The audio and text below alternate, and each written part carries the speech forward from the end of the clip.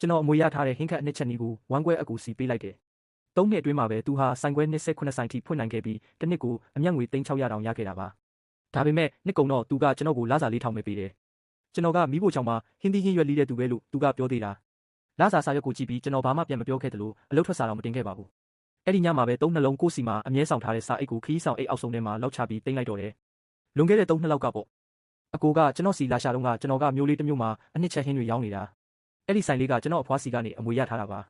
10 နှစ်သားကလေးကအဖွားစီမှာစတင်ခဲ့တာပါ။တခြားနယ်တဲ့နီးတစ်ခုတည်းကိုတင်3 နှစ်လောက်လေ့ကျင့်ခဲ့ရတယ်။အဖွားကကျွန်တော်ကိုအနံ့ခံအရန်ကောင်းတယ်လို့ပြောခဲ့ဘူးတယ်။စမုံစပါးဆိုရင်လည်းနေရာမတူတာဒါမှမဟုတ်နှစ်မတူတာနဲ့အနံ့ရတာနဲ့တင်ဘယ်လောက်ထည့်ရမလဲဆိုတာကျွန်တော်သိတယ်။ဒီလိုအရေးချင်းမျိုးနဲ့ဒီမျိုးလေးမှာပဲနေရတာနှမျောစရာကောင်းတယ်။ငါနဲ့တွဲလို့ငါကငွေထုတ်မယ်မင်းကချက်နေပေးအမျက်ရရင်2 ယောက်ခွဲကြမယ်လို့အကိုကပြောတော့ကျွန်တော်ယုံလိုက်မိတယ်။အဖွားလက်ရည်နဲ့ရေးထားတဲ့ဟင်းခတ်အနှစ်စာအုပ်ကိုသူ့ကိုပြလိုက်တယ်။အဓိကပါဝင်ပစ္စည်း73မျိုးကိုလည်းပြောပြလိုက်တယ်လို့ဟင်းရည်အနှစ်ချက်တဲ့နီးကိုလည်းသူငှားထားတဲ့စဖို့မှုတွေကိုတစ်ခုချင်းစီတင်ပေးလိုက်တယ်။ဒါပေမဲ့ကျွန်တော်သူ့ကိုမပြောခဲ့တာတစ်ခုရှိတယ်။အဲ့ဒီစာအုပ်ထဲမှာကအခြေခံချက်နီးပဲပါတာ။ဟင်းရည်ကိုတကယ်အရသာရှိအောင်လုပ်တာကစာရွက်ပေါ်မှာမဟုတ်ဘူး။ကျွန်တော်နှာခေါင်းနဲ့ကျွန်တော်ရှာဖျားမှာရှိတာ။မနက်3 နာရီတိုင်းထားပြီးအနံ့ခံတဲ့အလုံးနဲ့စက္ကန့်ပိုင်းအတွင်းဆုံးဖြတ်နိုင်စွမ်းထဲမှာပဲရှိတာပါ။မရုပ်ကောင်းဆိုရင်ဒီနေ့အတုံးနဲ့မနေ့ကအတုပ်ကအဆက်တက်ချင်းမတူသလိုတစ်ကြံပိုးခောက်ဆိုရင်လည်းနွေရာသီနဲ့စောင်းရာသီမှာအစီထွက်တာချင်းမတူဘူး။ဒီကွာခြားချက်တွေကိုမျက်စိနဲ့ကြည့်ရင်မမြင်နိုင်တယ်လို့စက်ပစ္စည်းတွေနဲ့လည်းတိုင်းလို့ရမှာမဟုတ်ဘူး။ဒါပေမဲ့ကျွန်တော်နှာခေါင်းကအနံ့ခံနိုင်တယ်။ကျွန်တော်ရှာကအရသာခံနိုင်တယ်။ပြီးရင်ကျွန်တော်က2 gram လောက်ပို့ထည့်လိုက်မယ်3 gram လောက်လျှော့လိုက်မယ်5 မိနစ်စောထည့်မယ်ဒါမှမဟုတ်10 မိနစ်နောက်ကျမှထည့်မယ်ဒါမျိုးတွေကနေတိုင်းမတူဘူးလေဒီလိုအရာမျိုးကိုဘယ်စာရွက်ပေါ်မှာမှရေးလို့မရဘူးပထမဆုံးဆိုင်ကိုမြို့အရှိဘက်ဈေးနားမှာဖွင့်ခဲ့တာ40စတူရမ်းမီတာပဲရှိတဲ့ဆိုင်လေးပေါ့ကျွန်တော်တယောက်တည်းမီးဖို့ချောင်းမှာထိုင်ဆောင်ခဲ့တာမနက်3 နာရီဆိုဟင်းရည်စကြိုတယ်4 နာရီဆိုအသားတွေစထည့်တယ်6 နာရီမှာပထမဆုံးဟင်းအိုးစားဆူလာတဲ့အခါလမ်းတလန်းလုံးမွေးနေတာပဲဖွင့်ပြီးပထမဆုံးလမှာတင်အယောင်3,200,000ရတော့ဖုန်းအရန်ပျော်သွားတယ်အဲ့ဒီညကပဲကျွန်တော်ကိုဟောပေါ်လိုက်ကြွေးပြီးမင်းကတော့ငါရဲ့လက်ကောင်လေးပဲဆိုပြီးပြောခဲ့သေးတာနောက်တော့ဒုတိယဆိုင်တတိယဆိုင်ပစ္စမမြောက်ဆိုင်တွေရောက်လာတယ်ဆိုင်တစ်ဖွင့်တိုင်းကျွန်တော်အမြဲသွားနေပေးရတယ်အနည်းဆုံးတစ်ပတ်လောက်ပေါ့ဟင်းအိုးကိုလက်ချင်းတွဲပြီးအချိုးကျအောင်လုပ်ပေးရတယ်ဘရတာအဆင်ပြေပြီးမှပဲကျွန်တော်ပြန်လာခဲ့တာနောက်ဖေးကမိဖို့မှုတွေကကျွန်တော်တင်ပေးတဲ့အတိုင်းလုပ်ကြပေမဲ့80 80 ရာခိုင်နှုန်းလောက်ပဲအရသာတူတာကျန်တဲ့20 30 ရာခိုင်နှုန်းကိုတော့ကျွန်တော်အချိန်မှန်မှန်ဆိုင်တွေကိုလိုက်စစ်ပေးရတယ်တစ်ခုချင်းလိုက်မိတယ်တစ်ခုချင်းပြန်ပေးခဲ့တာပါ3 နှစ်မြောက်တော့ဆိုင်ပေါင်း29ဆိုင်ဖြစ်လာပြီဆိုင်နာမည်ကဖုန်းကောက်တဲ့လမ်းမပေါ်ကအကြော်ညာဆိုင်ပုတ်တွေမှာခြံဖုံးမျက်နှာတွေပဲအပြည့်ပဲအပြင်မှာစားဖို့ထုတ်ပိုးတဲ့အိတ်တွေမှာလည်းသူ့နာမည်ပဲပါတယ်ဗီဒီယိုတိုတွေမှာလည်းသူ့ပုံတွေပဲတုံးထားတာကျွန်တော်ကတော့ဘယ်သူမှမသိကြဘူးကျွန်တော်ဟင်းခတ်အမွေးကြိုင်တွေဖော်ဆက်နေချိန်မှာခြံဖုံးက live လွှင့်ပြီးပရိသတ်တွေကိုပြုံးပြီးပြောနေတယ်ဒါကကျွန်တော်တို့မိသားစု30မြောက်လက်ဆင့်ကမ်းလာတဲ့လှုပ်ဝက်ချက်ပါတူလဲပိုင်ပါတယ်ဖုန်းထဲကသူ့မျက်နှာကိုကြည့်ရင်ကျွန်တော်ဘာမှမပြောခဲ့ဘူး3 နှစ်တောင်ရှိပြီးကျွန်တော်မိဖို့ချောင်းနောက်ကတစ်ဆက်ပေးပတ်လဲဝန်ထမ်းအိတ်ဆောင်မှာပဲနေပြီးအလုပ်လုပ်နေတာတန်ကတင်နဲ့တရင်ပေါက်တောင်မပါဘူးနွေရာသီဆိုအသက်ရှူရတာအောက်တက်နဲ့စောင်းရာသီဆိုအေးတန်ကြောင့်အိတ်လို့မရဘူးကျွန်တော်ကမှဟင်းခတ်နှံ့တွေကအမြဲဆွဲနေတာရေချိုးလိုက်လဲမပြောက်ဘူးဒါပေမဲ့ခြံဖုံးကတော့မြို့လယ်မှာတိုက်ခန်းဝယ်တယ် BMW ကားစီးတယ်သပင်ပုံစံတွေပြောင်းတယ်နိုင်အစ်စ်တွေဝတ်တယ်နေတိုင်းဝတ်စုံတွေလဲဝတ်တယ်သူ့လူမှုကိုရက်မှာတော့ခီးသွားတက်ပုံတွေစိန်ကြတဲ့စားတောက်ပွဲတွေနဲ့တထေးတွေနဲ့ပဲလေကျွန်တော်တို့ရဲ့နှစ်ပတ်လည်ပွဲကိုဟိုတယ်ခန်းမထဲမှာခန်းခန်းနာနာကျင်းပခဲ့ကြတယ်ဝန်ထမ်း30ကျော်ရှိပြီးဆိုင်ခွဲမန်နေဂျာတွေနဲ့ဆို6 ဝိုင်းတောင်ရှိတာခြံဖုံးကစင်ပေါ်မှာနှစ်ဆုံးစုကြီးတွေပေးနေတယ်မြို့နောက်ပိုင်းဆိုင်ကမန်နေဂျာကို1000တောင်ပိုင်းကဒေသဆိုင်ရာမန်နေဂျာ2 ယောက်ကို2000စီနဲ့ကြီးရန်ဆိုင်ကမန်နေဂျာကိုတော့2000ခွဲပေးလိုက်တယ်မင်းအပေါ်တက်လာခဲ့လို့ခြံဖုံးကကျွန်တော်ကိုခေါ်လိုက်တော့လူတွေကကျွန်တော်ကိုဘယ်သူလဲဆိုပြီးဝိုင်းကြည့်ကြတယ်ခြံဖုံးကကျွန်တော်ကိုသူ့ဝမ်းကွဲညီလေးဖြစ်ကြောင်းပုံမှန်ဆိုမိဖို့ကြောင့်မှဟင်းသီးဟင်းရွက်လီးပြီးအသေးဖွဲလေးတွေကူလုပ်ပေးတာဖြစ်ကြောင်းမိတ်ဆက်ပေးတယ်အလောက်ကလည်းမပင်ပန်းပါဘူးတစ်လ4000ဆိုရင်3ဖို့လောက်တယ်မလားလို့သူကပြောတယ်ပြီးတော့ကျွန်တော်မှဘာအဆုဆက်စာချုပ်မှမရှိပဲညီကိုရီမို့လို့အလုပ်ကိစ္စကိုရှင်းရှင်းလင်းလင်းပဲထားတာလို့သူကဆိုတယ်ကျွန်တော်လည်းဘာမှပြန်မပြောပဲလိမ့်မသလိုပဲနေလိုက်ပါတယ်သူကတော့နောက်နှစ်ကျရင်အဖွဲလိုက်အပန်းဖြေခီးသွားဖို့နဲ့အခုဘယ် KTV သွားကြမလဲဆိုတာတွေကိုတိုင်ပင်နေတယ်အရက်နဲ့အစာပလာဈေးသက်သာတဲ့ဆိုင်ကိုပဲသွားဖို့ဆုံးဖြတ်လိုက်ကြတယ်ကျွန်တော်ကတော့ကိုပိုင်လမ်းကြောင်းရှာဖို့ဆုံးဖြတ်လိုက်ပြီးကားကိုတောင်တစ်ခုကိုသွားငှားလိုက်တယ်ပိုင်ရှင်ကဘာလို့မှလဲလို့မေးတော့ကျွန်တော်ကအသားနဲ့ရောင်းမလို့ပြောလိုက်တယ်6 လစာအတွက်တစ်လ1500နဲ့ငှားလိုက်ပြီးမဲ့ဒီနေရာမှာမီကိုတူပိုင်မရှိလို့စီငွေတွေကြောင့်လူတွေတိုင်ရင်ဒုက္ခရောက်မယ်လို့သူကသတိပေးတယ်ကျွန်တော်လည်းကျွန်တော်ပဲတစ်ခုခုစီစဉ်လိုက်ပါမယ်လို့ပြန်ပြောခဲ့တယ်အဲ့ဒီနေ့လယ်ကစပြီးကျွန်တော်တယောက်တည်းအားသွန်ခွန်ဆိုင်ရှင်းတော့တာပဲကျမ်းပြင်ကအစီတွေကိုပေါက်တူးနဲ့ချစ်တယ်တန်ဆူးကျိုးနဲ့နေရန်တွေကိုတိုက်တယ်ရေဆိုးပိုက်ကိုလည်းစပရိန်နဲ့ထိုးဆွပြီးတန်ရှင်းရေးလုပ်တယ်လေးချက်မြောက်ထိုးလိုက်တဲ့အချိန်မှာပဲရေဆိုးတွေကကျွန်တော်မျက်နှာပေါ်ပန်းထွက်လာပြီးတကိုယ်လုံးညစ်ပတ်သွားတော့တာပဲဘာဖြစ်တာလဲလို့သူမကလာမေးတော့ဘာမှမဖြစ်ဘူး brush ကိုကင်ထားတာပါလို့ပဲကျွန်တော်ပြန်ဖြေလိုက်တယ်သူမကကျွန်တော်ကိုအားနာနေပုံရတယ်သူမဘာလို့ထွက်သွားလဲဆိုတာကိုလည်းကျွန်တော်မမေးသလိုခြံဖုံးနဲ့တကယ်ဘာဖြစ်ခဲ့လဲဆိုတာကိုလည်းမမေးခဲ့ဘူးဒါကိုပဲသူမကကျွန်တော်ကိုကျေးဇူးအတင်ဆုံးလို့ပြောတယ်နောက်နေ့ကျတော့ခြံဖုံးတည်သွားတယ်ဆိုင်ခွဲမန်နေဂျာကကျွန်တော်ကိုတောင်ထဲဝင်လိုက်ထွက်လိုက်လုပ်နေတာကိုဓာတ်ပုံရိုက်ပြီးပို့လိုက်တာကိုခြံဖုံးကကျွန်တော်စီဖုန်းဆက်လာတယ်လေတံကတည်ငြိမ်နေပေမဲ့လူကြီးတယောက်ကစစ်ကောက်နေတဲ့ကလေးကိုကြည့်တဲ့လေတံမျိုးနဲ့စုမင်း စာချုပ်တက်တန်းကုန်မှုတပတ်ပဲလိုတော့တယ်ဘာလို့ဆက်ရောက်နေတာလဲအမြန်ပြောင်းသွားလိုက်တော့လို့ပြောလာတယ်ဘေးကလူတွေကလည်းသူတို့အယောင်းဝယ်ကောင်းနေတာကိုဘာလို့အတင်းနေထုတ်တာလဲလို့မေးကြတော့ဒါငါအိမ်မှုလိုပဲလို့သူကဖြေတယ်အမျိုးသမီးတစ်ယောက်ကလည်းမင်းကြီးဟိုဘက်မှာကားကိုတောင်ငါပြီးစိတ်ကောက်မနေပါနဲ့ပြန်လာခဲ့ပါအကိုကလာစာ9000တိုးပေးမယ်လို့ချော်တယ်ဒါပေမဲ့ကျွန်တော်ကတော့မလိုပါဘူးကျွန်တော်ဘာသာစမ်းကြည့်ချင်လို့ပါလို့မြင်လိုက်တယ်သူတို့ကမင်းမမယူရဲလို့ပါနဲ့ဆိုင်ဖွင့်တာပစ္စည်းမာတာတွေမင်းနားလေလို့လားပတ်စံရှုံရင်ဘယ်လိုလုပ်မလဲဆိုပြီးဟန်တာကြတယ်မောရင်တော့အမြဲပြန်လာခဲ့နေရာချန်ထားပေးမယ်လို့လည်းချန်ဖုန်းကပြောသေးတယ်ဒါပေမဲ့ဖုန်းချပြီးတဲ့နောက်မှာတော့မင်းကို3နှလုံးငွေရှာခိုင်းနေကြွေးထားတယ်အခုသူတို့ဆိုင်ရှိမှာပဲဆိုင်လာဖွင့်တာမိသားစုမျက်နှာကိုအိုးမဲတုတ်တာလားမင်းအမေကမင်းကိုဘယ်လိုတင်ပေးလိုက်တာလဲဆိုပြီးကျွန်တော်ကိုအပြစ်တင်ကြတော့တာပဲဘာမှမဖြစ်ဘူးလို့ပဲကျွန်တော်ပြန်ပြောလိုက်တယ်သူတို့ဘာပြောပြောကျွန်တော်လုပ်เสียရှိတာဆက်လုပ်မှာပဲနောက်ရက်မှာကျွန်တော်စောက်လုပ်ရေးပစ္စည်းဆိုင်ကိုသွားပြီး3800ကျပ်နဲ့အပေါ်ဆုံးစတီးမီဘူးခုံတစ်လုံးဝယ်ခဲ့တယ်အတုံးဆောင်ပစ္စည်းရောင်းဆိုင်မှာ600ကျပ်နဲ့80ရာခိုင်နှုန်းတစ်တဲ့ဒဲအိုးကြီးကြီးတစ်လုံးထပ်ရှာဝယ်တယ်ပြီးတော့ဟဲ့ချင်းရဲ့တငယ်ချင်းတန်လုပ်ငန်းလုပ်တဲ့သူစီသွားပြီးသတင်းပေါက်ကနေထုတ်ဖို့မိကိုထုတ်တဲ့ပိုက်အလွယ်လေးတစ်ခုကဟေးစော်ခိုင်းလိုက်တယ်ကျွန်တော်အပြင်ကိုထုတ်ထားတာကပစ္စည်းပိုးနဲ့လောက်ခပေါင်း200ပါရေခဲတက်တာကတော့ဟဲ့ချင်းကသူ့လုပ်ဖို့ကိုင်ဖက်စီကနေဝယ်ပေးထားတာသူ့လုပ်ဖို့ကိုင်ဖက်အပြင်ဆိုင်ဖွင့်တာရှုံးသွားလို့တဝက်ဆေး800ကျပ်နဲ့ရောင်းလိုက်တာလေဓာပြတွေဓားတွေအနှစ်ဖူးတွေစတီးဘန်ကန်တွေအလေးချိန်ဆက်နဲ့ထုတ်ပိုးတဲ့ဘူးတွေစတဲ့အသေးဖွဲတွေအကုန်ပေါင်းလိုက်တော့နောက်ထပ်1000ကျော်ထပ်ကုန်သွားတယ်အားလုံးပေါင်း14200မှာ8000လောက်ကုန်သွားပြီဆိုတော့ကျန်တဲ့6000ကျော်ကပထမဆုံးကုန်ပစ္စည်းအတုပ်ဝယ်ဖို့လောက်ပါတယ်ဟဲ့ချင်းကကျွန်တော်ကိုလုပ်ငန်းလိုင်စင်နဲ့အစားတောက်ရောင်းချခွင့်လိုင်စင်တွားလုပ်ဖို့လိုက်ပို့ပေးတယ်သူကအွန်လိုင်းမှာလုပ်ထုံးလုပ်နည်းတွေကိုကြိုးရှာထားပြီးလိုတဲ့စာရွက်စာတမ်းတွေကိုလည်းတစ်ခုမှမကြံရအောင်အကုန်ပြင်းထုတ်ထားပေးတာပါဆိုင်နာမည်ကတော့စူကြီးနဲ့စိန်ဆိုင်နဲ့ကားကိုတောင်ကိုပြန်ရောက်တော့ကျွန်တော်လိုင်စင်စာရွက်နှစ်ရွက်ကိုကော်တိတ်နဲ့နေရံမှာကတ်လိုက်တယ်ပြီးတော့ခီးဆောင်အိတ်ကိုဖွင့်ပြီးအဲ့ဒီစက်ကူအိတ်လေးကိုထုတ်လိုက်မိတယ်ချက်နီးကိုကြည့်ဖို့တော့မဟုတ်ပါဘူးကျွန်တော်ကအလွတ်တောင်ရနေပြီပဲဟာကျွန်တော်ကစက်ကူပေါ်ကအနက်လေးကိုပဲရှူကြည့်ချင်တာပ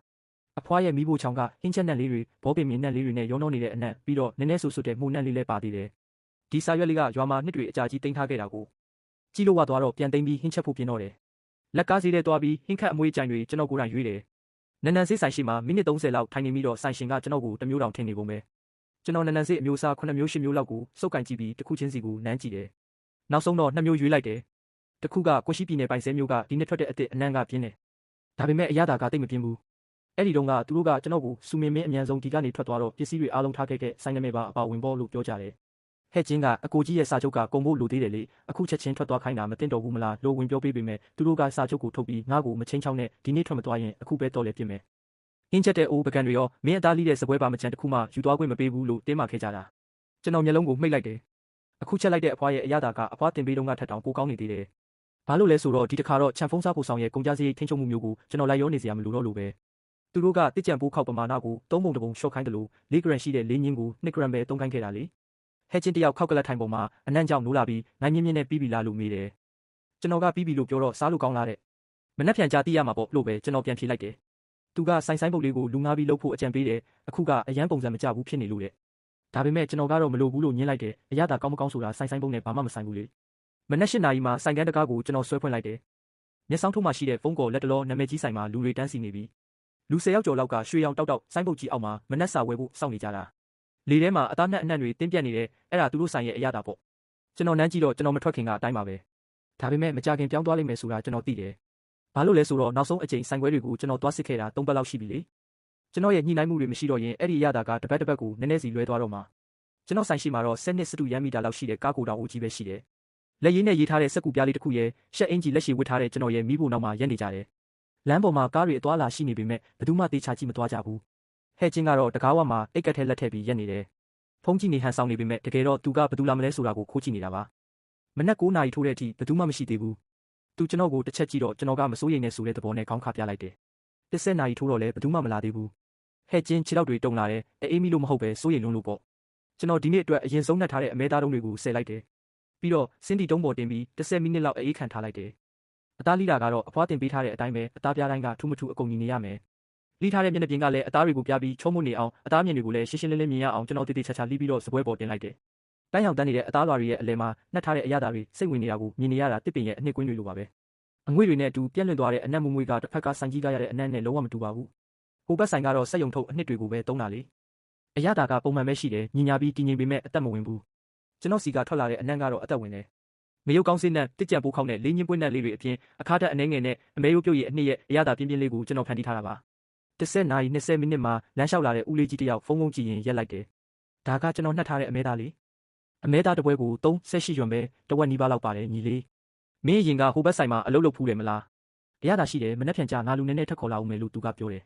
သူစားလိုက်တဲ့အချိန်မှာဖြစ်သွားတဲ့မျက်နှာအမူအရာကိုကျွန်တော်မြင်လိုက်တယ်လျှက်စစ်တက်လိုက်သွားတယ်လို့ပဲအဲ့ဒါကိုကြည့်ပြီးကျွန်တော်လည်းအံ့ဩမနေတော့ပါဘူးနေ့လယ်ပိုင်းမှာလူတွေဆက်တိုက်ဝင်လာကြတယ်တော်တော်များများကကျွန်တော်စီကအနက်ရလို့ဝင်လာကြတာပါဟိုဘက်ကဖလက်ရှစ်ဆိုင်မှာစားပြီးမှဒီကိုရောက်လာတဲ့သူတွေတောင်ရှိတယ်ဟိုဘက်မှာလည်းဘာလို့ဟင်းခတ်အနှစ်ဆိုင်ရှိနေတာလဲဆိုပြီးစိတ်ဝင်စားသွားကြတာနေမှာပါညီလေးရီဒီရတာကဘာလို့ဒီလောက်တောင်ရင်းနှီးနေရတာလဲဖုန်းကောရဲ့ဟင်းခတ်အနှစ်ဆိုင်ပထမဆုံးစဖွင့်တုန်းကအရသာနဲ့အတူတူပဲကျွန်တော်အဲ့တုန်းကနေတိုင်းသွားဝယ်တာနောက်ပိုင်းဆိုင်တွေတိုးလာတော့မှအရသာတွေပျော့သွားတယ်လို့ခံစားမိတယ်အရင်လိုမဟုတ်တော့ဘူးကျွန်တော်ရှာကပဲအရင်ထက်ရွေးချယ်တက်လာတာလို့တောင်ထင်မိသေးတယ်လို့ဖောက်တဲ့တယောက်ကပြောလာတယ်ဒီရတာကမပြောင်းလဲဘူးဆိုတာသူတို့ခွဲခြားသိနိုင်မယ်လို့ကျွန်တော်ယုံကြည်ထားပါတယ်ညနေခင်းရောက်တော့အထုပ်သုံးဆက်ကုန်သွားတယ်မများဘူးမနှဲဘူးပေါ့မနှက်ပြန်ပိုပြင်ဆင်ထားလိုက်ပါလားလို့ပြောကြပေမဲ့ကျွန်တော်ကတော့မလို့ဖို့ဆုံးဖြတ်ထားတယ်အထုပ်သုံးဆက်နဲ့ပဲရနေနေလောက်ဆက်ရောင်းကြည့်အောင်မယ်ဒါကတိုက်ဆိုင်မှုမဟုတ်ဘူးဆိုတာသိချအောင်ကျွန်တော်လုပ်ရအောင်ပါပါအထုပ်သုံးဆက်ဆိုတာကစမ်းသက်ချက်တစ်ခုပဲဒီဖောက်တယ်တွေမနှက်ပြန်တစ်ပတ်ခါတစ်ပတ်ကြာရင်ရောပြန်လာဦးမလားဆိုတာကြည့်ရမယ်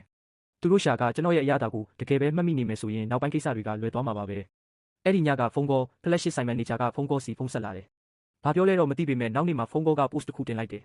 စားတောက်ကုန်လုပ်ငန်းမှာအရေးကြီးဆုံးကအမှတ်တစိမ့်နဲ့ပစ္စည်းထောက်ပံ့ရေးပဲလက်မှုပညာဒီခေတ်ကကုန်သွားတာကြာပြီလူတစ်ယောက်ဒဲအိုးတစ်လုံးနဲ့ဘာများလုပ်နိုင်မှာမို့လို့လဲသတိထားပါဦးဒါ80ခုနှစ်တွေမဟုတ်ဘူးတဲ့သူ့ရဲ့ဆိုင်29ဆိုင်မြေပုံကြီးကိုလည်းပြထားသေးတယ်အဲ့ဒါကိုတွေးလိုက်တဲ့အချိန်ကျွန်တော်အမဲသားအကျော်တွေကိုရှင်းနေရင်းနဲ့ဖုန်းကို2စက္ကန့်လောက်ကြည့်လိုက်ပြီးပြန်ပိတ်လိုက်တယ်ပြီးတော့ကျွန်တော်အလုပ်ကိုပဲကျွန်တော်ဆက်လုပ်နေခဲ့တယ်နောက်နေ့မှာလူ6ယောက်လာတယ်3ယောက်ကအဲ့ဒီဦးလေးကြီးခေါ်လာတာတတိယနေ့မှာတော့လူ12ယောက်လာတယ်အဲ့ဒီထဲက2ယောက်ကဖုန်းကောဖလက်ရှစ်ဆိုင်ရဲ့ပုံမှန်ဖောက်တယ်တွေဆိုတာကျွန်တော်သိတာပေါ့ကျွန်တော်ဗဟိုမီးပိုချောင်းမှာ3နှစ်လောက်လုပ်ခဲ့တော့ CCTV ကနေတဆင့်ရင်းနှီးတဲ့မျက်နှာတွေကိုအများကြီးမှတ်မိနေတာလေအခုတော့သူတို့ကျွန်တော်ကားကိုတောင်ရှိမှရောက်နေကြပြီ10နာရီဆက်ရောက်ပြီးမိနစ်40မှာတဲ့အထုပ်သုံးဆက်ကုန်သွားလို့ကျွန်တော်ထက်ချက်လိုက်တယ်90အထိတိုးလိုက်တာတော့နေ့လယ်2နာရီမှာအကုန်ပြတ်သွားပြန်ရောဆိုင်ခွဲမန်နေဂျာကဖုန်းကောကိုဖုန်းပြန်ဆက်လာတယ်ဒီတစ်ခါတော့သူတကားဝမှာရက်ပြီးဖုန်းပြောနေတာဒီနေ့နေ့လယ်ကပုံမှန်လာနေကြကစက်တမှာအတော်များများမလာကြဘူးတယောက်ကိုမေးကြည့်တော့ဟိုဘက်ကကားကိုတောင်ဖက်သွားကြတယ်လို့သူသတင်းပို့နေတာဖုန်းတစ်ဖက်ကဘာပြန်ပြောလိုက်လဲဆိုတာကျွန်တော်တေချာမကြားလိုက်ပေမဲ့မန်နေဂျာဖုန်းချလိုက်ပြီးတဲ့နောက်လမ်းဘေးမှာရက်ပြီးကျွန်တော်ကိုခဏလောက်စိုက်ကြည့်နေတယ်ကျွန်တော်ကတော့သူ့ကိုပြန်မကြည့်ပါဘူးသူရေပုံးကိုပြန်တယ်သွားပြီးဟင်းချက်ဖို့ပြင်ဆင်တာဆက်လုပ်နေတယ်ဆိုင်ဖွင့်တာ9ရက်မြောက်နေ့မှာကျွန်တော်ကန့်သက်ချက်ကိုအစုံ80အထိတိုးလိုက်တယ်မနက်8နာရီဆိုင်ဖွင့်တော့တကားဝမှာလူ20ကျော်လောက်တန်းစီနေကြပြီသူတို့ထဲမှာ3ရက်ဆက်တိုက်လာနေတဲ့သူတွေရောတငယ်ချင်းတွေကိုပါခေါ်လာတဲ့သူတွေရောပါပါတယ်ဟိုဘက်ဆိုင်ခွဲရဲ့မနက်ပိုင်းအလုပ်ရှုပ်ချိန်မှာတန်းစီတဲ့သူတွေကအရင်က30ကျော်ကနေအခုတော့20တောင်မပြည့်တော့ဘူးကွာခြားချက်ကတော့တိတာနေပြီလေဒါပေမဲ့မနက်7နာရီလောက်မှာမိခိုးရောင်နေတဲ့အတူတစ်ခုခုဖြစ်လာခဲ့တယ်ပိုလိုရှက်အင်ဂျီဝတ်ထားတဲ့လူတစ်ယောက်ကျွန်တော်ရဲ့ဟိုဘက်ဆိုင်ခွဲမှာခဏခဏလာစားနေတာကို CCTV ထဲမှာအနည်းဆုံးအကြိမ်20လောက်ကျွန်တော်မြင်ဖူးနေပါတယ်တရက်တော့သူဆိုင်ခွဲထဲကိုဝင်သွားပြီးကတင်းပေါက်နားမှာထိုင်နေနှစ်စွန်းလောက်စားပြီးတာနဲ့ပကံကိုကင်ပြီးထွက်လာတာကိုကျွန်တော်တွေ့လိုက်ရတယ်သူကလမ်းကိုဖြတ်ပြီးကျွန်တော်ရဲ့ကားကိုတောင်တကားဝကတန်းစီနေတဲ့သူတွေထဲဝင်ရနေတော့ဆိုင်ခွဲကကောင်းမလေးတစ်ယောက်ကနောက်ကနေအပြေးလွှားလိုက်လာပါတယ်ကိုကြီးပါများအစင်မပြေတာရှိလို့လဲကျမအစ်စ်လဲပေးလို့ရပါတယ်လို့သူမကမေးတော့သူကအရသာပြောင်းသွားတယ်လို့ပြန်ပြောပါတယ်ဘယ်တော့မှပြောင်းသွားတာလဲလို့သူမကထပ်မေးတဲ့အခါကျွန်တော်လည်းမသိဘူးဒါပေမဲ့ဒီဘက်ကတော့အရင်တိုင်းအရသာပဲဟိုဘက်ကတော့အရသာပြောင်းသွားပြီလို့သူကဆိုပါတယ်သူကိုယ်တိုင်လည်းအရင်ကနဲ့မတူတော့ဘူးလို့ခံစားနေရတာပါဒါနဲ့သူကဒီဆိုင်ကဘလို့ဆိုင်လဲဟိုကဖုန်းကောမဟုတ်လားလို့မေးတဲ့အခါဝယ်ချင်းရင်တန်းစီပါလို့ပဲအပြောခံလိုက်ရတယ်ဖုန်းကောရဲ့နှက်ခမ်းတွေတုံရီသွားပေမဲ့ဘာမှထွက်မလာပဲလှည့်ထွက်သွားပါတယ်ကွန်ကရစ်မြေပြင်ပေါ်မှာသူ့ရဲ့ဖက်နှက်တံတွေခက်မှန်မှန်ထွက်ပေါ်နေရင်ကားစီပြန်သွားတာကိုကျွန်တော်မြင်နေရတယ်သူကားပေါ်မှာအကြာကြီးထိုင်နေပြီးဆက်မနိုးသေးပါဘူးသူဘာတွေတွေးနေလဲဆိုတာကျွန်တော်သိတာပေါ့သူက3နှလုံးလုံးလူကြီးရဲ့အနှစ်သာရဟာအဲ့ဒီစေးနီးစာရွက်ပဲလို့ထင်နေခဲ့တာပါ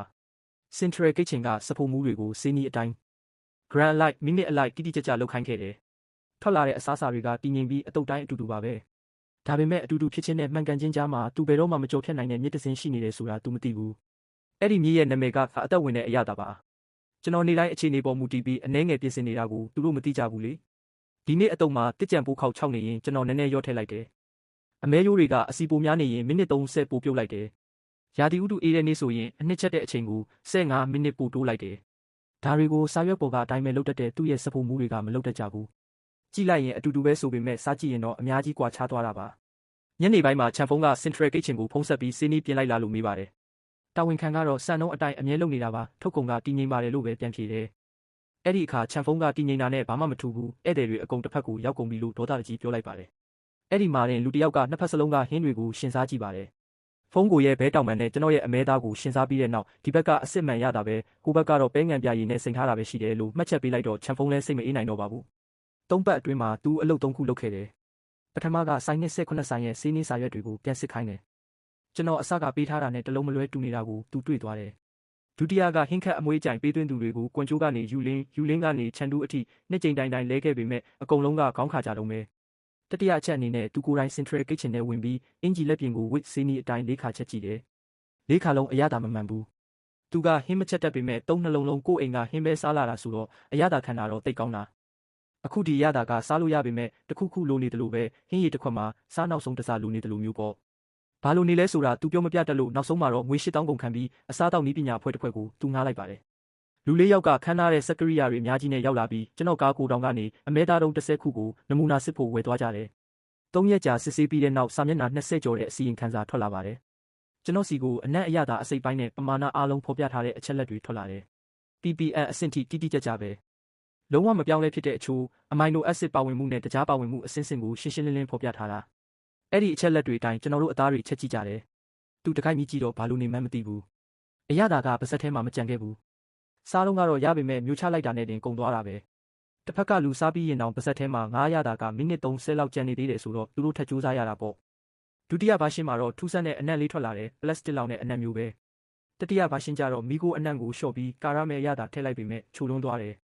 အရင်ကချိုတာကမတိမတာလေးပေမဲ့အခုဟာကအရန်ထင်ရှားနေတာစတုထဘာရှင်းမှာတော့ကျွန်တော်ဟင်းချက်တဲ့အစဉ်တိုင်းသူတို့ပြင်လိုက်တယ်အရင်ဆုံးအပူချိန်မြင့်မြင့်နဲ့ကြော်ပြီးမှအပူချိန်နည်းနည်းနဲ့ပြန်နစ်ချက်တဲ့နီလန်းကိုသုံးလိုက်တာဒီတစ်ခါတော့ချန်ဖုန်းနဲ့အတူဆုံးပဲသူစားလိုက်တဲ့အချိန်မှာမျက်လုံးလေးတွေတောက်ပသွားတယ်ပထမဆုံးတစ်လုံးဝါလိုက်တော့ဒုတိယတစ်လုံးမှာမျက်နှာအမူအရာလေးပေါ်လာပေမဲ့တတိယတစ်လုံးဝါလိုက်တဲ့အခါပြန်ငြိမ်ကျသွားတယ်အစကတော့စင်ပေမဲ့အလဲပိုင်းမှာတစ်ခုခုလိုနေတယ်လို့ပဲအဆုံးသက်ကြတော့လဲပြတ်သွားတာအစကတော့ဟုတ်တယ်လို့နဲ့အလဲမှာပြတ်သွားပြီးအဆုံးကြတော့ဘာမှမရှိတော့ဘူးဒါကိုပညာရှင်ကပြောလာတယ်ချန်တခင်ကြီးပွင့်ပွင့်လင်းလင်းပြောရရင်ဓာတုဗေဒရှုထောင့်ကကြည့်ရင်ကျွန်တော်တို့ရဲ့အချိုးအစားက98%လောက်အထိတူနေပါပြီတဲ့ကျန်တဲ့3%ကဟင်းချက်တဲ့နီးစနစ်နဲ့ပတ်သက်နေတာဖြစ်နိုင်တယ်ဥပမာဘဲအချိန်မှာတဲအိုးလန်ရမလဲဘလောက်အားနဲ့ချက်ရမလဲစီပူတဲ့အပူချိန်ကဘယ်လိုမျိုးလဲဆိုတာမျိုးပေါ့ပြီးတော့နေတိုင်းသုံးတဲ့ပါဝင်ပစ္စည်းတွေရဲ့အနှဲငယ်ကွာခြားမှုနဲ့လည်းဆိုင်နိုင်တယ်ရိုးရိုးပြောရရင်ဒီဟင်းကိုချက်တဲ့သူကအခြေအနေပေါ်မူတည်ပြီးနေတိုင်းအနှဲငယ်စီပြင်ဆင်နေရတာသူချက်တာနဲ့တခြားသူချက်တာမတူတာတွေကိုသူကိုယ်တိုင်တောင်ဘာကြောင့်လဲလို့ရှင်းပြနိုင်မှာမဟုတ်ပေမဲ့ရလာတဲ့ရလက်ကတော့မှန်ကန်နေတာပဲအဲ့ဒီတော့ချန်တခင်ကြီးကခမည်းကျွန်တော်စီကငွေ8000ယူသွားပြီးလူကြောင့်ပဲလို့ပဲပြန်ပြောတော့မှလားလို့ဒေါသတကြီးမေးတယ်ပညာရှင်ကတော့သိပ္ပံနိကျပါဝင်ပစ္စည်းတွေကိုခွဲခြမ်းစိတ်ဖြာလို့ရပေမဲ့လက်ရဘူးတော့ပုံတူကူးလို့မရဘူးငွေပိုသုံးယုံတဲ့ဒီအချက်ကပြောင်းလဲသွားမှာမဟုတ်ဘူးလို့ပြပြတတပြောပြီးသူတို့ကိုမောင်းထုတ်လိုက်တယ်အဲ့ဒီနေ့လေကကျွန်တော်ကားကိုတောင်ထဲမှာအသားချက်နေတော့မိန်းကလေးတယောက်ဖုန်းကင်ပြီးဝင်လာတယ်သူမကဒီမျိုးကအစားတောက်ဘလော့ကရှောင်ကျိုးပါတဲ့မျိုးထဲမှာရှိတာတွေအကုန်စားဘူးလို့ကျွန်တော်ဆိုင်ကိုဗီဒီယိုရိုက်လို့ရမလားလို့လာမေးတယ်ဘာရိုက်မှလဲလို့ကျွန်တော်မေးတော့ကျွန်တော်ချက်တဲ့ပုံစံတွေကိုရိုက်ချင်တယ်ကျွန်တော်လည်းချက်တဲ့ပုံစံမရိုက်ပါနဲ့တပွဲဝယ်စားကြည့်လိုက်ရင်ပြီးသွားလိမ့်မယ်လို့ပဲပြောလိုက်တယ်သူမစားကြည့်ပြီးတော့ဒါအရန်ရတာရှိတာပဲဘလို့ချက်တာလဲလို့အန်အော်တကြီးမေးတာပေါ့ကျွန်တော်ကတော့အိုးတလုံးနဲ့ဟင်းခတ်အမွေးအကြိုင်နည်းနည်းပါပဲလို့ပဲပြန်ဖြေလိုက်တယ်အောက်မှာတော့ဖုန်းကောအသားချက်တဲ့ဆိုင်ကိုဝေဖန်နေကြတဲ့ကွန်မန့်တွေအများကြီးပဲနောက်ပိုင်းပါဝင်ပစ္စည်းပြောင်းလိုက်လို့လားမသိဘူးအရင်ကထက်အရသာပိုဆိုးလာတယ်လို့ပြောကြတယ်တချို့ကလည်းသူတို့တငယ်ချင်းကအရင်ကအဲ့ဒီမှာအလုပ်လုပ်ဖူးတယ်အရသာတီးတန့်ပြင်ပေးတဲ့စုမြင့်ဆိုသူရှိတယ်သူထွက်သွားလို့အရသာပြက်ကုန်တာလို့ဆိုကြတယ်အဲ့ဒီတော့ဖုန်းကောရဲ့လက်ဆင့်ကမ်းလာတဲ့လှုပ်ဝက်ချက်ကတခြားသူရဲ့ဟာဖြစ်နေတာပေါ့ဒီကွန်မန့်တွေကိုကျွန်တော်စိုင်သိမ့်ပြီးချိန်ညစ်နဲ့တက်ကောင်ကျော်မှဖတ်မိတာပါဟဲချင်းကတော့ဘေးနားမှာဟင်းအိုးတွေဆေးပေးနေတယ်ကျွန်တော်လည်းကြည့်ဝသွားပြီးမို့ဖုန်းကိုပိတ်ပြီးဘေးနားချထားလိုက်တယ်နောက်တနေ့မနက်မှာတော့အဲ့ဒီဗီဒီယိုအောက်မှာဖုန်းကောလူဝေရဲ့တရားဝင်အကောင့်ကနေကျွန်တော်တို့မှာပိုင်ဆိုင်မှုအခွင့်အရေးအပြည့်အဝရှိတဲ့အဓိကဟင်းခတ်ချက်နည်းစနစ်ရှိတယ်ထွက်သွားတဲ့ဝန်ထမ်းတွေနဲ့ဘာမှမဆိုင်ဘူးမဟုတ်မမှန်သတင်းမဖြန့်ပါနဲ့ဆိုပြီးလာရေးထားတယ်ဒါပေမဲ့အဲ့ဒီကွန်မန့်ကတော့အစဲခံရပြီးကွန်မန့်တွေ300ကျော်ထပ်တိုးသွားတာပေါ့ဦးလေးမိမရှိုးကွေလန်ကမြို့တောင်ဘက်ကစားတောက်ဆိုင်တစ်ခုရဲ့ဒုတိယထပ်မှာထမင်းဝိုင်းတစ်ခုစီစဉ်တယ်ဒီလိုထမင်းဝိုင်းကတော့ကျွန်တော်အတွက်1600ပါပဲအစဲခံရရင်လည်းပြန်မပြောရဘူးလေကျွန်တော်သွားရမလားမသွားရဘူးလားစဉ်းစားနေမိတယ်မသွားရင်လည်းကျွန်တော်ကိုကြောက်လို့ပြောကြအောင်မယ်အဲ့ဒီအချိန်မှာကျမလိုက်ခဲ့ပေးမယ်ဆိုပြီးမင်ရောက်လာတယ်မင်ရောက်လာပြီလားမြန်ထိုင်းလို့ပဲကျွန်တော်ပြောလိုက်ရတော့တယ်မြန်ထိုင်ကြပါဗျာရှောင်းကျစ်လဲလိုက်လာတာဆိုတော့လူစုံတာပေါ့ကျွန်တော်ဝမ်းကွဲအကိုချန်ဖုန်းကသူ့မိဘေးမှာထိုင်နေတယ်ဈေးကြီးပေးရမယ့်ပုံစံနဲ့အယောင်ရင်အင်ဂျီလက်ရှည်ပြီးတော့လက်ကောက်ဝတ်မှာနာရီတစ်တလုံးလဲဝတ်ထားသေးတယ်ဒါပေမဲ့သူ့မျက်လုံးအောက်ကညိုမဲနေတာကိုကျွန်တော်သတိထားမိလိုက်တယ်ဒီရက်ပိုင်းသူအိတ်ရေးမဝဘူးထင်ပါရဲ့သူတို့ကစားကြလေဘာလို့ငင်းနေကြတာလဲလို့ပြောရင်းစကားဆလာတယ်ဒီနေ့လူစုံတုံးခေါ်တာကကျွန်တော်နဲ့ဖုန်းကြားကကိစ္စကိုမိသားစုချင်းထိုင်ပြီးတိုင်ပင်ဖို့တဲ့အပြင်လူတွေသိရင်ရေစရာဖြစ်မှာစိုးလို့ဆိုပဲဒေါ်လေးကမင်းရေးမင်းဖွားရဲ့ချက်နီးကိုမင်းသုံးချင်ရင်သုံးပါဘယ်သူမှတားမထားဘူးဒါကမင်းဖွားပေးခဲ့တဲ့ဟာပဲလေဒါပေမဲ့ဖုန်းက3နှလုံးလုံးမင်းကိုခေါ်လာပြီးလို့မင်းမျိုးလေးတစ်မျိုးမှာဆိုင်ရောက်တဲ့ကောင်လေးဘဝကနေအခုတော့မြို့မှာခြေကုပ်ရလာတာနော်သူ့ကျေးဇူးကိုတော့မင်းညင်းလို့မရဘူးလို့ကျွန်တော်ကိုပြောပါတယ်သူကပဲဆက်ပြောပါသေးတယ်ဖုန်းကပတ်စံတွေရောအရင်မြစ်တွေရောထုတ်ပေးခဲ့တာလူအဆက်အသွယ်တွေလည်းတုံးပေးခဲ့လို့3နှစ်အတွင်းမှာဆိုင်ပေါင်း28ဆိုင်တောင်ဖွင့်ပေးခဲ့တာတဲ့ အဲ့ဒါကိုကျွန်တော်ကဘာလို့ရုတ်တရက်ထွက်သွားပြီးသူ့ဆိုင်ခွဲရှိတဲ့မှာသွားဖွင့်ရတာလဲဒါကိုအမှတ်တမဲ့လို့တော့လာမပြောနဲ့လို့ကျွန်တော်ကိုဆွဆွဲလာတာပေါ့အဲ့ဒီမာတင်ဘေးကလူကလည်းဒေါ်လေးပြောတာအမှန်ပဲမင်းဝမ်းကွဲအကူကပတ်စံရှာအောင်ခေါ်ထားတာကိုမင်းလုပ်ပုံကတော့နည်းနည်းလွန်တယ်လို့ဝင်ပြောလာတယ်အရင်ကနေမျိုးလေးမှာတော့တလဘလောက်ရလို့လဲအခုမှပုံမှန်ဝင်ငွေ4000ရတာလေတဲ့စကားတွေကနားထောင်ရတာမချိုးတာပေမဲ့ကျွန်တော်ကောင်းဖို့အတွက်ပြောတာပါဆိုပြီးကားကိုတောင်ပြက်လေးထဲမှာတယောက်တည်းရုံးကန်နေလို့ဘာထူးမှမို့လို့လဲရှုံးသွားရင်ဘယ်လိုလုပ်မလဲဝမ်းကွဲအကူကဆိုင်ပေါင်း28ဆိုင်ရှိတာနော်သူနဲ့ရန်ဖြစ်ပြီးမင်းမှာဘာအကျိုးမြတ်ရမှာလဲလက်တွေ့ကြကြစဉ်းစားစမ်းပါလို့ကျွန်တော်ကိုအထင်သေးတဲ့ပုံစံနဲ့ပြောကြပါတယ်ကျွန်တော်ကတော့ဘာမှပြန်မပြောပဲခေါင်းငုံပြီးလက်ဖက်ရည်ပဲတောက်နေလိုက်တယ်သူတို့အမြင်မှာတော့ကျွန်တော်ကအနိုင်ကျင့်ခံနေရတယ်လို့ပေါ့သူတို့တရုပ်ဆောင်တာတကယ်ကိုကောင်းလုံးပါတယ်ကျွန်တော်ကပဲပြန်ပြောလိုက်တယ်ဒေါ်လေးဒီစေးနီးကအဖွားပေးခဲ့တဲ့အမွေပါကျွန်တော်ဝမ်းကွဲအကူကိုပေးခဲ့တာ3000ရှိပြီလို့အဲ့ဒီ3နှလုံးလုံးကျွန်တော်မနက်3နာရီတိုင်းထားပြီးဟင်းရည်အတွက်အလုပ်ကူလုပ်ပေးခဲ့တာပါဆိုင်28ဆိုင်လုံးရဲ့အရသာကိုကျွန်တော်ပဲထိန်းပေးခဲ့တာလ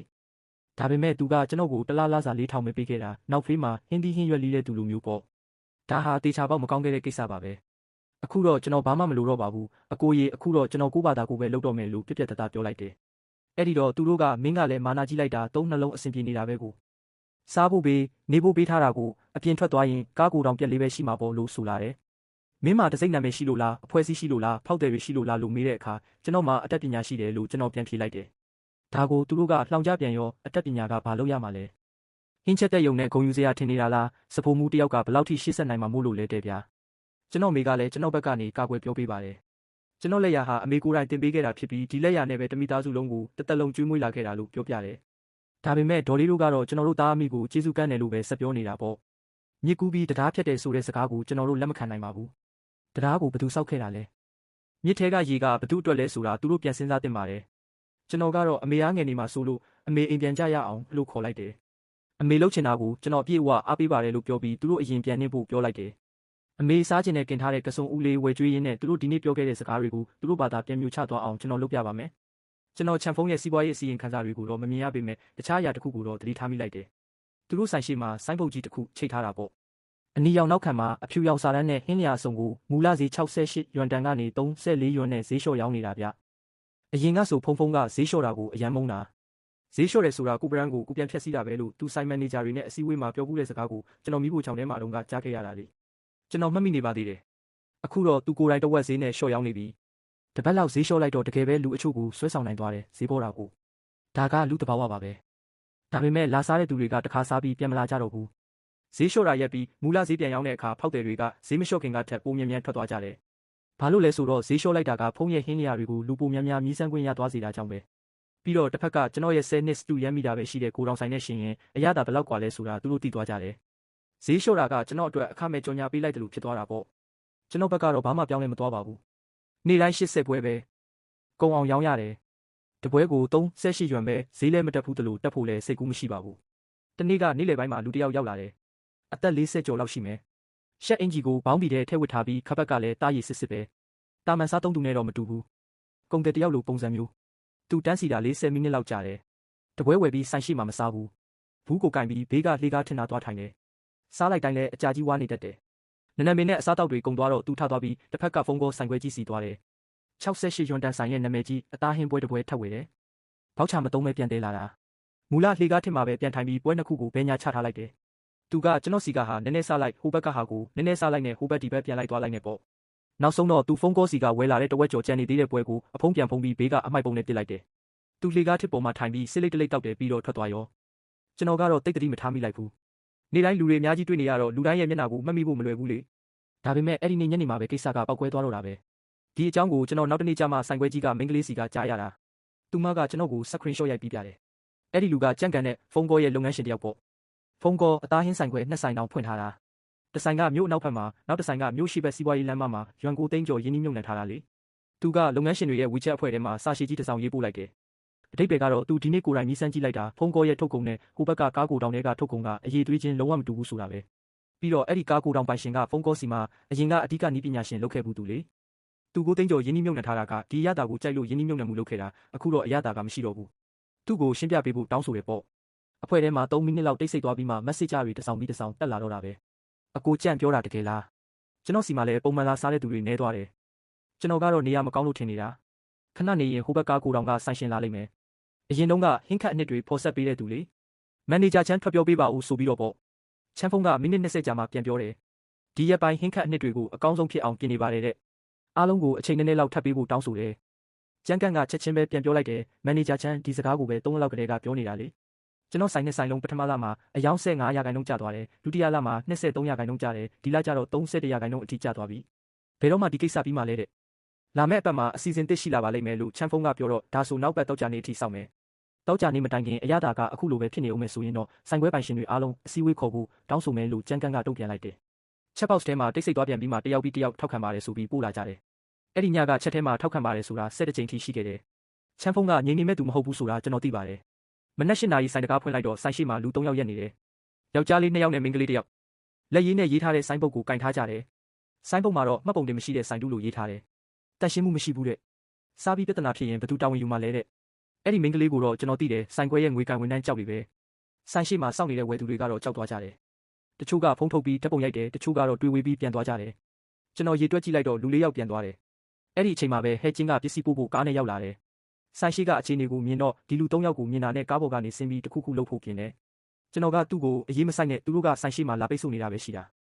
မင်းဒီလိုရန်ကားနေရင်ဘာထူးမှလဲလက်ပါသွားရင်ရဲစခန်းပဲရောက်သွားမှလို့တားလိုက်ရတယ်အဲ့ဒီအချိန်မှာအစားအသောက်ဘေးကင်းရေးဌာနကတိုင်ကြားချက်ရလို့ဆိုပြီးစစ်ဆေးဖို့ရောက်လာကြတယ်ကျွန်တော်ရဲ့လိုင်စင်တွေအကုန်လုံးကိုနေရန်မှာကတ်ထားပါတယ်သူတို့ကပစ္စည်းတွေပဲချိန်မှာဝယ်တာလဲနေတိုင်းပိုးသက်တန်းစင်လားဆိုပြီးမေးတယ်မှတ်တမ်းတွေကိုတော့ကျွန်တော်သေချာမှတ်ထားတာပါဆိုင်စားဖွင့်တဲ့နေကလေးကနေတိုင်းမှတ်တမ်းတင်ထားတာပါတရက်မှမပြတ်ပါဘူးနေတိုင်းအပူချိန်နဲ့စူထိုင်းစကိုပါစစ်ပါတယ်ဟင်းရည်ရဲ့ဗီတာမိုအထိပါစစ်တာပါပိုးသက်တဲ့အချိန်တွေအကုန်ရှိတယ်လိုင်စင်တွေအကုန်စုံတယ်လို့ကျွန်တော်ရှင်းပြလိုက်တယ်ဒါပေမဲ့စီကံအရတိုင်ကြားစာလက်ခံရရှိပြီးရင်သူတို့နမူနာယူစစ်ဆေးရမှာဖြစ်တဲ့အတွက်အပြေမထွက်ခင်ထိတော့ဆိုင်ခဏပိတ်ထားဖို့အကြံပေးလာတယ်3ရက်လောက်တော့ကြာလိမ့်မယ်တဲ့ကျွန်တော်လည်းဆိုင်ပိတ်လိုက်ရတယ်ဟဲချင်းကတော့အပြင်မှာဒေါသထွက်ပြီးအမိုက်ပုံးကိုကန်ထုတ်လိုက်တယ်ကျွန်တော်ဆိုင်တကားမှာစာလေးတစ်စောင်ကတ်ထားခဲ့တယ်အစားတောက်ဘေးကင်းလုံခြုံရေးစစ်ဆေးနေပါတယ်3ရက်နေရင်ပြန်ဖွင့်ပါမယ်ပေါ့ပထမရက်မှာလူတစ်ယောက်လာတယ်စာရွက်ကိုကြည့်ပြီးတက်ပြင်းချသွားတယ်ဒုတိယရက်မှာတော့အတော်ကြီးတစ်ယောက်ကအိတ်ထဲကဘောပင်ထုတ်ပြီးဆိုင်ပြန်ဖွင့်တာစောင့်နေမယ်လို့စာရွက်အောက်နာမှာစာတစ်ကြောင်းရေးသွားတယ်တတိယရက်မှာတော့စာရွက်အောက်မှာစာ9 10ကြောင်းလောက်ဖြစ်နေပြီဆိုင်ကသေးပေမဲ့အရသာကမိုက်တော့ပိတ်ထားရင်မကောင်းဘူးကျမနေတိုင်းလာကြည့်နေတာနော်ဆိုပြီးလူတစ်ယောက်ကရေးထားတာကိုတွေ့ရတယ်ဒီ3ရက်အတွင်းကျွန်တော်လည်းအလကားမနေခဲ့ပါဘူးနေကင်းဘက်ဆိုဟင်းခတ်ပြင်ဆင်တဲ့အခန်းတရှင်းလုပ်တဲ့ပစ္စည်းတွေကိုစနစ်တကျပြန်စီတယ်ညဘက်ဆိုအမဲသားစင်ကောတွေကိုဆက်စိန်ထားတယ်3ရက်နေပြီးဆိုင်ဖွင့်လိုက်တာနဲ့လူတွေလူရက်ဝယ်ကြတော့မှမို့ကျွန်တော်ပစ္စည်းတွေအလုံးလောက်ပြင်ဆင်ထားရမယ်လေဒုတိယနေ့ညမှာတော့ဖုန်းနံပါတ်စိတ်တစ်ခုကနေဖုန်းဝင်လာတယ်ကိုထူမင်္ဂလာပါကျွန်တော်ဝေးလို့ခေါ်ပါတယ်စားတောက်ကုန်လုပ်ငန်းလုပ်လာတာရှင်းနေရှိပြီအွန်လိုင်းမှာကိုဗီဒီယိုကိုမြင်လိုက်လို့ပူးပေါင်းဆောင်ရွက်ဖို့ဆွေးနွေးခြင်းလို့ပါတွေ့ဆုံပြီးပြောဖို့အဆင်ပြေမလားတဲ့ကျွန်တော်ကတော့လက်ရှိဖြစ်နေတဲ့ကိစ္စအရင်ရှင်းပါရစေဦးလို့ပြန်ပြောလိုက်တယ်သူကလည်းဟုတ်ကဲ့ပါအလင်းမလိုပါဘူးအဆင်ပြေမှဆက်သွယ်လိုက်ပါမယ်လို့ပြောတယ်စတုတ်ထရက်မနက်ခင်းမှာတော့စစ်ဆေးမှုရလက်ထွက်လာပါပြီအချက်လက်အလုံးအကုန်မှန်ကန်ပါတယ်ကျန်းမာရေးဆိုင်ရာအချက်တွေဖြစ်တဲ့ဦးလန်းကြောင့်ဘက်တီးရီးယားဆယ်မူနယ်လာဘက်တီးရီးယားနဲ့တခြားချက်တွေကမှန်ကန်ရုံတင်မကပဲစံတက်မဲ့ချက်ထက်တောင်ပိုကောင်းနေတယ်လို့ဆိုတယ်ကျွန်တော်စစ်ဆေးချက်စာရွက်ကိုတိတ်နဲ့ကပ်ပြီးတကားဘေးမှာကတ်ထားလိုက်တယ်ပြီးတော့တကားကိုဖွင့်လိုက်တဲ့အချိန်မှာတကားအပြင်မှာလူ30လောက်တန်းစီနေကြတာဗျဒီလူငယ်လေးနောက်ဆုံးတော့လဲဖွင့်ပါပြီကျွန်တော်မင်းည10နာရီကလေးကစောင့်နေတာပါလို့တယောက်ကပြောလာတယ်အဲ့ဒီနေ့ကကျွန်တော်120ဖိုးတောင်ရောင်းလိုက်ရတယ်ညဘက်မှာတော့ Facebook မှာစစ်ဆေးချက်အစီရင်ခံစာကိုဓာတ်ပုံရိုက်ပြီးစိုးရင်ပေးလို့ကျေးဇူးပါဆိုတဲ့စာလေးနဲ့တင်လိုက်တယ်ကျွန်တော် Facebook မှာ post တင်ပြီးတဲ့နေ့မှာပဲဥက္ကဋ္ဌချန်တယောက်သူ့ရုံးခန်းထဲမှာနာမည်ကပ်ပြားဘူးကိုအကုန်ညှစ်ချပြီးဒေါသထွက်နေတော့တာပေါ့ချန်ဖုန်းကလည်းဒီလထဲမှာပဲစေးနီးစနစ်၄ခုမြောက်ပြောင်းနေပြီသူကစဖို့ဆောင်မှုကိုတောင်လဲလိုက်သေးတယ်ဟင်းချက်တန်း15နှစ်ရှိတဲ့ဝါရင်စားဖို့မူဆရာမကိုအခကြေးငွေအများကြီးပေးပြီးခေါ်လာတာအသက်50ကျော်အမေရိကန်လူမျိုးဆရာမကလက်ရတော့တကယ်ကိုကျွမ်းကျင်တာပါသူရောက်လာပြီးတော့လက်ရှိဟင်းရည်ကိုမြည်ကြည့်ပြီးဟင်းရည်အနှစ်ကမကောင်းဘူးလို့ပြောတယ်အရင်ကထက်စားရင်တော့နည်းနည်းကောင်းပေမဲ့လည်းအဆင်မပြေသေးဘူးပေါ့နောက်တော့သူကားမောင်းလာပြီးကျွန်တော်ကားကိုတောင်ရှိမှမိနစ်20လောက်တန်းစီဆောင်တယ်တပွဲဝယ်ပြီးကားထဲပြန်ယူသွားတယ်သူကိုယ်တိုင်လှုပ်ထားတဲ့ဟင်းရည်နဲ့ရှင်းစားကြည့်တာပေါ့နည်းနည်းလောက်စားပြီးတော့သူလှုပ်ထားတဲ့ပွဲကိုချလိုက်တယ်စားကြည့်လိုက်တဲ့အခါကွာခြားချက်ကတိတိတတ်တာကြီးကိုဆရာမရဲ့ဟင်းရည်ကအရသာရှိပေမဲ့ကျွန်တော်ဟင်းရည်ကတော့အသက်ဝင်တယ်အရသာရှိတာနဲ့အသက်ဝင်တာကအဆင်ချင်းမတူဘူးလေကျွန်တော်လုပ်ပေးခဲ့တယ်လို့မျိုးဆရာမလုပ်ပေးနိုင်မလားလို့ချန်ဖုန်းကမေးတယ်ဒါပေမဲ့ဆရာမကဥက္ကဋ္ဌခင်ဗျာကျွန်တော်ဒီအလုပ်ကို15နှစ်လုပ်လာတာပါသူ့လက်ရမျိုးကျွန်တော်တခါမှမတွေ့ဘူးသေးဘူးလို့ပြောလိုက်တယ်စင်းနေဆိုတာသိနေတာလူကမှအသက်ဝင်တာလို့သူကရှင်းပြတယ်ပါဝင်ပစ္စည်းတွေရဲ့အခြေအနေအရနေတိုင်းချိန်ကြီးရတဲ့နားလည်မှုမျိုးဆိုတာတင်ပေးလို့မရဘူးလေ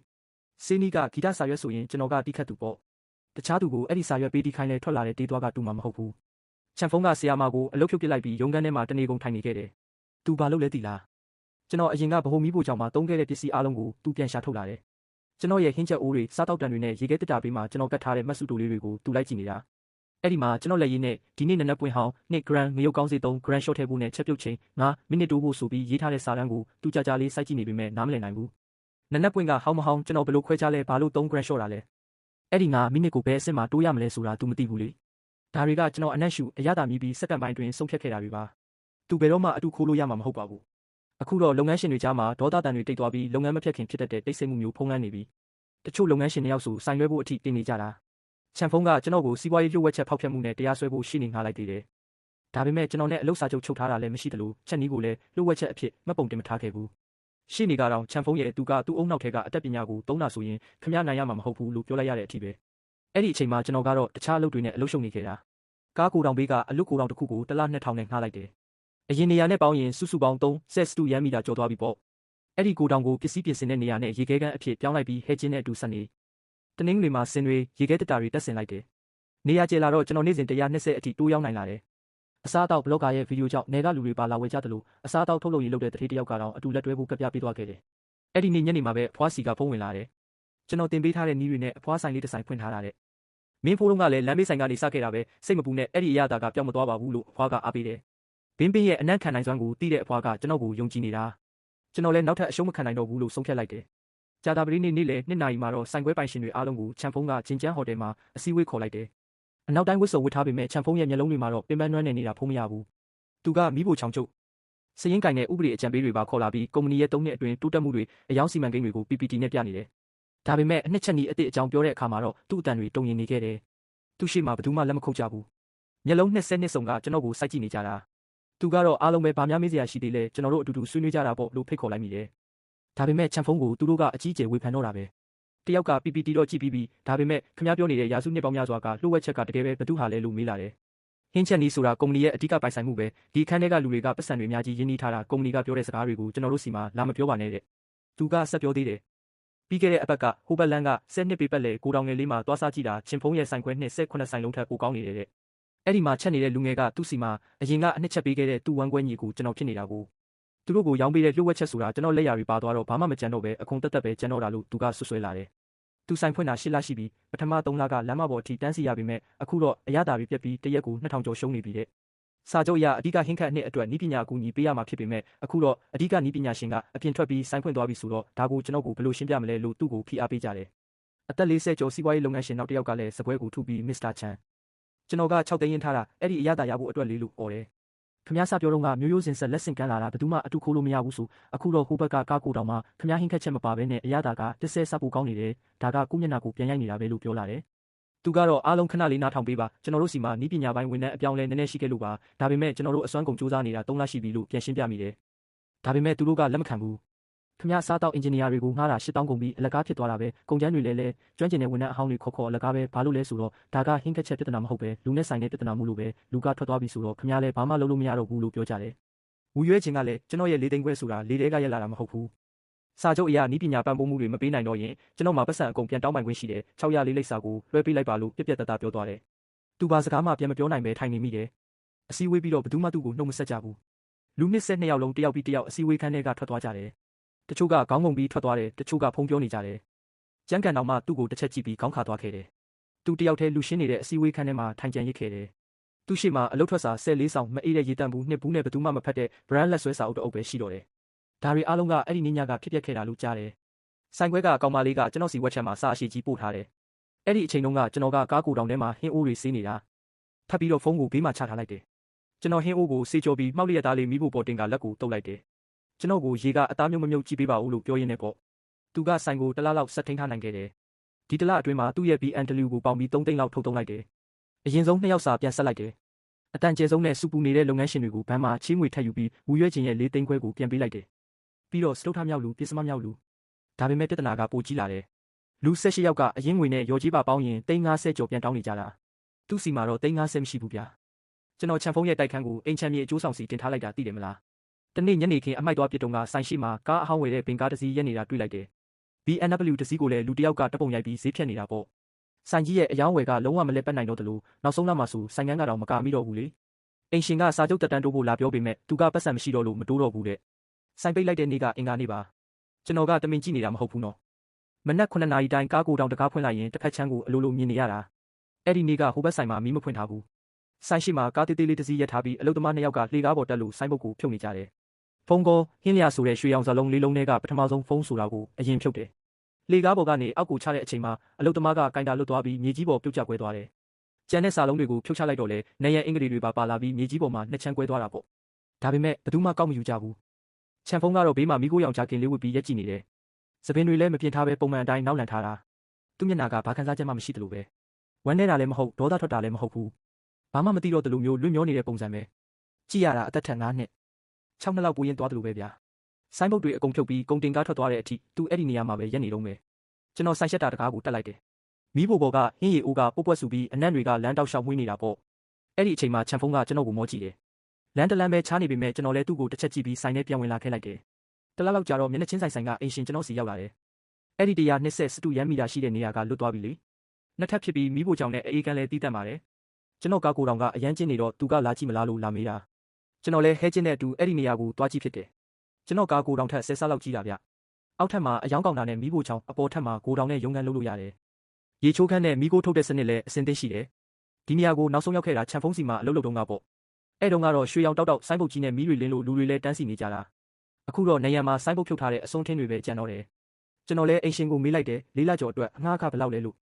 သူက2 နှစ်စာချုပ်ရင်1 လ 8000နဲ့ပေးမယ်တဲ့။အဲ့ဒီအချိန်မှာဒေါ်လေးမင်မင်ရောက်လာလို့ကျွန်တော်ပြောလိုက်ရတယ်ဒေါ်လေးမင်မင်ရေဒေါ်လေးအရင်ကပြောလိုက်တာနည်းနည်းလေးလွန်သွားတယ်နော်။ဒါပေမဲ့စိတ်ထဲမထားပါနဲ့။မိသားစုချင်းပဲဟာ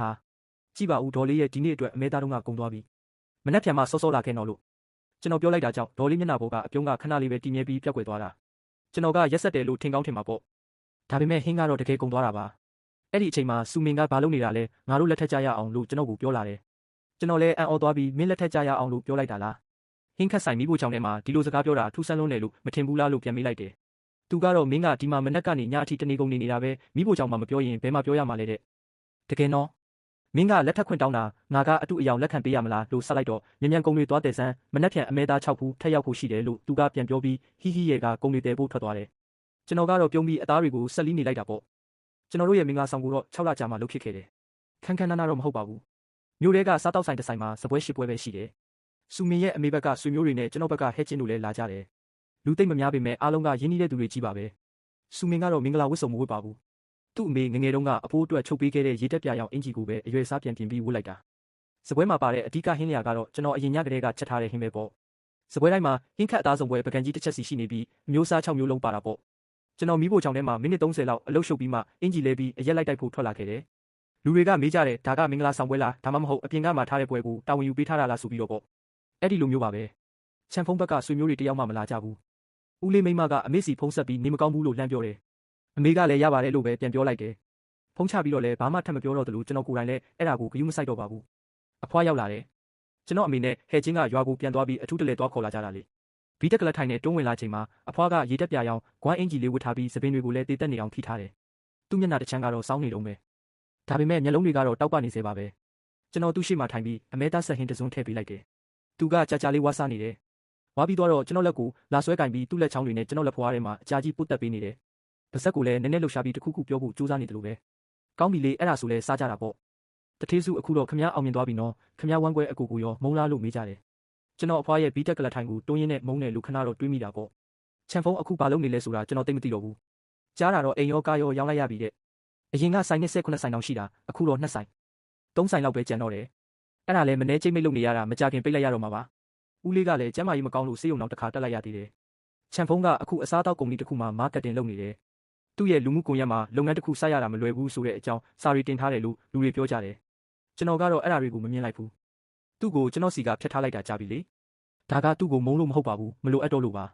အခုစူးရီဆိုင်မှာဆိုင်3ဆိုင်ပဲရှိတော့တယ်အားလုံးကိုကျွန်တော်ကိုယ်တိုင်ပဲဖွင့်ထားတာ franchise ပေးဖို့စိတ်မကူဘူးဝန်ထမ်းတွေကိုကျွန်တော်ကိုယ်တိုင်တယောက်ချင်းစီတင်ပေးထားတာပ